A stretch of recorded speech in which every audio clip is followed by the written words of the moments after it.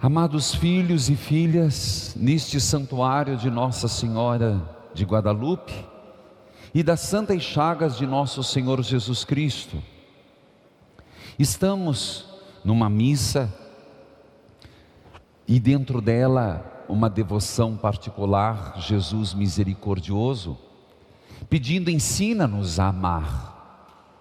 E nada melhor do que Jesus como modelo do amor. Um amor gratuito, um amor pleno, um amor que é reflexo do verdadeiro amor que é Deus Pai. Ensina-nos a amar. Em certo momento, os apóstolos olharam para Jesus e pediram: ensina-nos a rezar, e Ele o fez. Hoje, certamente nos cabe, Senhor. Estamos vivendo muito ódio, muito preconceito. Vivemos um mundo com muitas barreiras, ainda querendo construir muros, muita resistência aos imigrantes, mas mais resistência também a gente de se abrir para o outro, por desconfiança, preconceito. Ensina-nos a amar. E que esse amor, primeiro, nos desarme. O primeiro efeito do amor de Deus em nós é nos desarmar. Desarmar do revólver, da faca, dos fuzis, mas também desarmar dos juízos temerários, daquele preconceito que você tem, que você mal conhece a pessoa, mas alguém te falou mal sobre, e você fecha teu coração.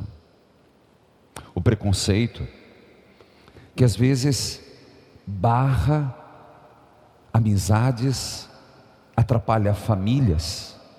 Hoje no livro de Provérbios, quem acompanhou pelo rádio, se perdeu, pode acompanhar pelo rádio às 5 da tarde, TV e rádio às 10 da noite. Diz assim: ai daquele homem violento, valente. E eu dizia e repito, uma pessoa violenta, estúpida, geralmente age quando não tem razão. Você pode perceber, não é o homem, a mulher, o gênero humano. Quando você não tem argumentos, quando você sabe que está errado, que você não tem o que falar, aí parte para a estupidez, palavras chulas, sai chutando. Para quê? Para desviar a atenção. Por isso diz Provérbios: a paciência vale mais do que a violência. Ensina-nos a amar, mesmo no erro, que sejamos humildes o suficiente de dizer: eu errei. No Evangelho de hoje, Jesus diz algo muito claro: se vocês querem ser meus discípulos, por isso eu gostaria que você repetisse essa oração: Senhor, eu quero ser seu discípulo. Eu quero ser seu discípulo. Eu tomo a decisão. De seguir-te. Repita: eu tomo a decisão. De seguir-te. Acabamos de dizer algo que tem consequências. E o grande problema hoje são as pessoas que não se decidem. De novo eu vou ao Provérbios: nem todo caminho é bom, há caminhos que levam para a morte. Quem está gostando de Provérbios? Gente, Provérbios, parece que a gente não dá nada, mas nos Provérbios é sabedoria milenar. Nem todo caminho é bom, há caminhos que levam para a morte. Não nos cabe fazer uma pergunta: onde eu quero chegar? Qual é a meta da minha vida? Por isso, eu insisto, garanta a sua presença no retiro. Está chegando, dia 1º e dia 2. E não tem como esticar depois. Não dá para colocar uma cadeira a mais, é tudo muito meticuloso. Entra no site padrereginaldomanzotti.org.br, garanta a sua presença. E nós vamos trabalhar isso. Por que Cristo nos libertou? Para sermos livres. Nós temos que tomar as decisões. Existem caminhos que não são bons, nem todos os caminhos levam para o céu. Há caminhos que são errados e levam para a morte. Por isso, você acabou de dizer: eu decido ser discípulo de Jesus. Repita: eu decido ser discípulo de Jesus. Renuncie a si mesmo. Primeira condição. Renunciar, às vezes, o caminho que eu estou percorrendo. E se perguntar: Senhor, eu errei, eu não tenho claro onde quero chegar. Você sabe que, vou partilhar uma coisa com vocês muito particular. Tem 2 programas exigentes. O Evangeliza Show, que inclusive domingo, almoce um pouquinho mais rápido, vem às 2 horas comigo. Evangeliza Show é nosso grupo de oração na TV. E eu vou oferecer a tarde toda pela família. E o segundo, que está sendo bem exigente, Rede Vida Evangeliza, que quem assistiu foi o primeiro, semana passada o segundo. Sabe qual é a exigência nossa? Eu tenho uma equipe que a gente fica estudando. Às vezes, nós temos muitas ideias. Como é difícil você traduzir em palavras ideias. E a grande pergunta: o que nós queremos com este programa? Você não tem noção como é difícil. Acabamos uma reunião agora, de muitas. O que nós queremos com esse programa? Qual a mensagem que queremos passar? Onde nós queremos chegar? Tem muita coisa, mas nós temos que ter um ponto de chegada. Nós queremos passar isso. Dá um trabalho, gente. Tem gente que está até estressado, porque dá trabalho. Na vida deveria ser mais ainda. Onde que eu quero chegar? Qual a meta? Renuncie a si mesmos. Aí que entra a renúncia. Nós vemos renúncia muito assim: renunciar objetos. Também isso é consequência. A gente pensa renunciar a si mesmo como renunciar coisas. Isso também, mas desde que tenhamos uma meta. Porque para pensar, a meta foi: eu quero constituir uma família, ter filhos, tá? Você tem família, você tem filhos, estão criados, já estão em outra. E agora? Qual é a renúncia do momento? Trabalhei, agora aposentei. Perdeu a meta? Não pode. Nós estamos com um país cada vez mais envelhecendo. Uma dádiva, que bom. Antes, a perspectiva de vida era 48 anos, depois passou para 52, depois para 60. Mas gente, nós temos que pensar numa aposentadoria, mas ter metas muito claras. Onde quero chegar? E às vezes a gente precisa renunciar. Olha, eu fiz certas opções. Deus, eu quero rever. Me ajuda a rever. Isso é uma renúncia muito dolorida. Às vezes mais dolorida que a renúncia de uma camiseta que você doa. Mais dolorida do que um objeto que você doa. A renúncia dos seus projetos mal escolhidos. Mas tem uma segunda condição. Diga: eu decido ser discípulo de Jesus. Eu decido ser discípulo de Jesus. Tome a tua cruz. Ai, Senhor, por que o Senhor foi falar isso? O triste dessa história é que a gente não escolhe cruz. E por incrível que pareça, a gente olha para a vida do outro e pensa sempre que a cruz do outro é mais leve. Por que não foi assim comigo? A gente se pergunta: tome a tua cruz. Mas será que nós temos consciência que a cruz é missão? Eu me dirijo, por exemplo, a alguém que cuida de um deficiente. ou a própria pessoa deficiente, ela tem uma missão. Não foi Deus que mandou?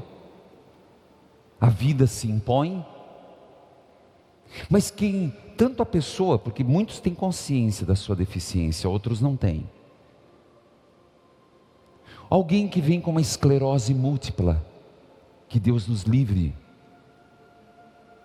É uma cruz que se impõe. Alguém que de repente está cuidando de um pai, de uma mãe, tantos filhos, sobrou para você. É cruz, mas cruz como missão. Missão de salvação, você entende como ganha um outro sentido? Um copo d'água que deres a quem tem sede, um copo d'água. Por isso nós dizemos: Senhor, qual que é a minha missão?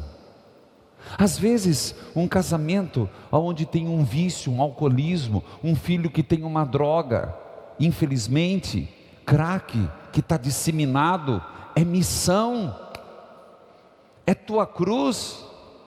Cruz a gente não escolhe, ela vem. E aí você enfrentar isso com Deus. Eu sou discípulo de Jesus, essa missão me veio, essa missão eu levo até o fim, essa cruz eu abraço. E quando cada vez que se abraça essa cruz, você vai se sentir tocar pelas santas chagas de Jesus. A vantagem de abraçar a cruz em Deus é porque junto com a cruz vem Jesus crucificado. Se você quer abraçar a cruz com raiva, você vai abraçar um madeiro. Se quer abraçar a cruz com fé, você vai abraçar a cruz com Jesus. Você vai ter a oportunidade de abraçar a cruz e sentir a presença de Deus, as santas chagas do Senhor, o sangue derramado correndo sobre você. Meus irmãos, isso dá todo um sentido diferenciado à própria vida e ao sofrimento. À vida e ao sofrimento humano. E Jesus pergunta coisas tão óbvias. Adianta ganhar o mundo inteiro e perder sua própria vida? Não vale a pena. E depois, uma pergunta de Jesus, como filósofo, teólogo: o que eu e você podemos dar em troca da nossa vida? Nada. Porque nesse banco da vida, dinheiro não tem valor, roupa não tem valor, prata e ouro não tem valor. Meus irmãos, a primeira leitura vem exatamente mostrar o oposto da Torre de Babel. O que é a Torre de Babel, falando de modo geral? É a tentativa do homem, mais uma vez, de chegar a Deus só por suas forças. E quando isso acontece, só há confusão. Eles tiveram um plano, tiveram um caminho, mas não renunciaram. Fizeram só com a força humana, e só a força humana foi uma Babilônia, a Torre de Babel. Termino. Ensina-nos a amar, Senhor, a amar a missão que tenho. Ensina-me a amar a cruz, que eu não pedi, mas está comigo. A amar as pessoas que precisam de mim. Amar um pai que está com Alzheimer, que faz tudo nas calças. Desculpa. Uma mãe que às vezes tinha tanta vida e independência, não tem mais. Amar aquela pessoa que precisa de mim para dar comida, que me incomoda às vezes de noite. Amar aquela pessoa que chega bêbada em casa, fedendo. Amar aquela pessoa que às vezes está no crack e só está o pó da gaita. Amar.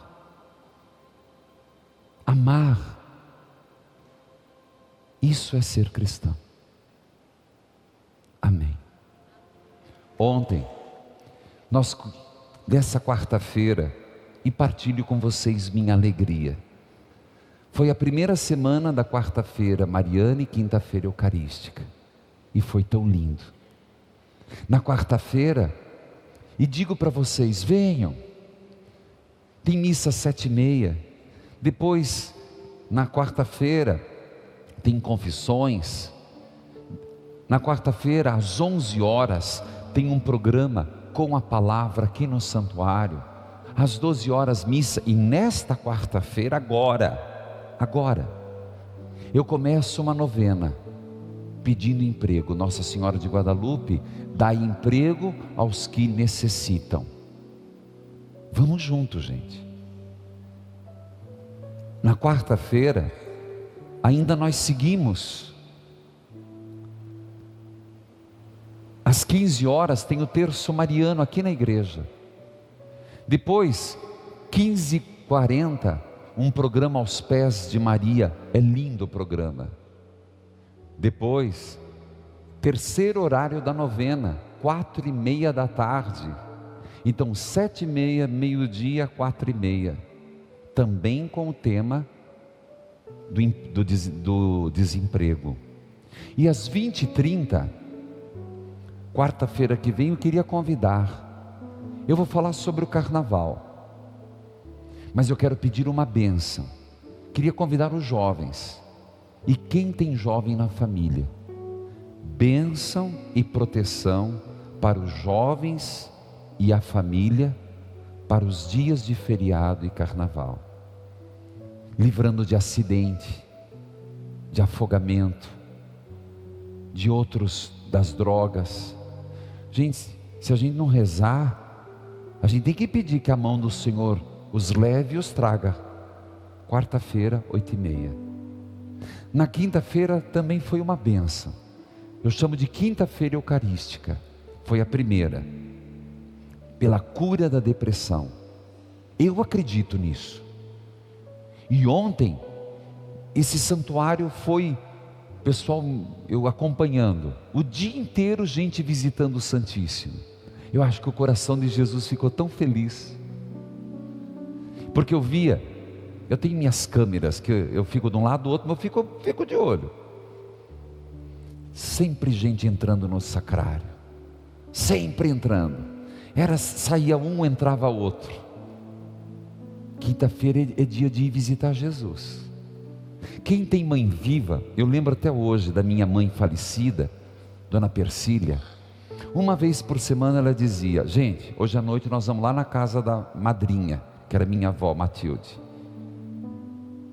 A gente ia visitar a avó. Não era assim que a gente ia visitar a mãe, a avó? Hoje não sei, parece que o povo ficou tudo meio filho de chocadeira.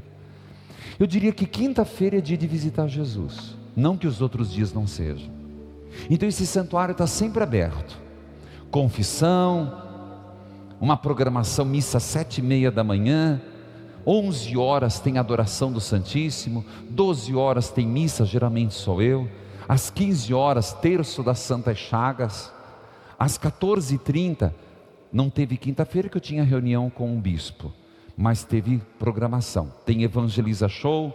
Às 18 horas eu estou rezando missa, segundo dia da cura pela depressão, quinta-feira, adoração e missa. Meus irmãos, só não reza quem não quer, não é ou não é? E um pouco de esforço, de você que está em casa, se programe. Você quer organizar uma caravana?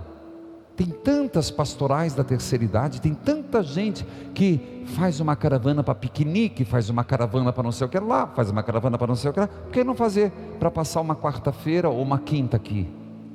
3221-6034. Ou entre no padrereginaldomanzotti.org.br. Você percebe que nós estamos sempre inovando.